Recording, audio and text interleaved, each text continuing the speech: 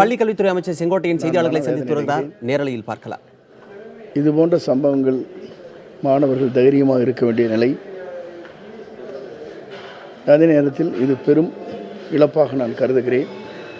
தமிழ்நாட்டு மக்களும் அதைத்தான் இன்று நினைத்து கொண்டிருக்கிறார்கள்.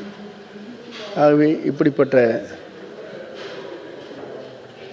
துன்பங்கள், துயரங்கள் இதுபோன்ற பெற்றோரிடத்தில் இந்த நிலையை நாம் எண்ணி பார்க்கின்ற போது பெரும் வேதனையை தரக்கூடிய ஒன்றாக இருக்கிறது.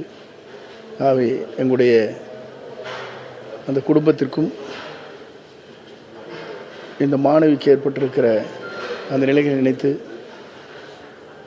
துறையின் சார்பாக எங்கள் ஆழ்ந்த வருத்தத்தை மட்டுமல்ல, வேதனையோடு இப்படிப்பட்ட நிகழ்வுகள் இனிமேல் எதிர்காலத்தில் நடந்துவிடக்கூடாது என்ற நோக்கத்தோடு மாணவர்கள் தங்கள் எதிர்காலத்தை நல்ல முறையில் அமைத்துக் கொள்ள வேண்டும் என்ற முறையில் எங்கள் வேண்டுகோளை வைக்க விரும்புகிறேன். அதே நேரத்தில் இந்த நிகழ்வு என்பது எவராலும் தாங்கிக் கொள்ள முடியாத, எங்களை போன்றவர்கள் எண்ணி பார்க்க முடியாத ஒரு நிகழ்வாக இந்த நிகழ்வு இருக்கிறது. ஆகவே எங்களுடைய வேதனையும் நாங்கள் தெரிவித்துக் கொள்ள கடமைப்பட்டிருக்கிறோம். ஒரு மாணவியோட உயிர் போயிருக்குது. இந்த மரணத்திற்கு பொறுப்பேற்க வேண்டியது நம்மளா இல்ல இந்த சமூகமா? ஒரு தேர்வை எதிர்கொள்ள முடியாம தோத்து போயிருக்கிற மாணவி, அவ நிச்சயமா இன்னொரு முறை வெற்றி பெற்றிருக்கக்கூடிய மாணவி தான். அந்த தைரியத்தை அளிக்க நம்ம தவறிட்டோம் நீங்க நினைக்கிறீங்களா? இதுக்கு யார் பொறுப்பேற்றுக்கணும்? நம்ம தவறிவிட்டோம் என்று நினைத்து கொள்ள முடியாது. நாங்கள் எங்களை பொறுத்தவரையிலும் இதுபோன்ற மாணவிகளுக்கு ஏற்படுகிற இன்னல்கள், இடர்பாடுகள் எதிர்காலத்தில் வந்துவிடக்கூடாது என்ற முறையில் தமிழக முதல்வர் அவர்களும் மற்றும் அமைச்சர் பெருமக்கள் நாங்கள் அனைவரும் கலந்து எதிர்காலத்தில் இதுபோன்ற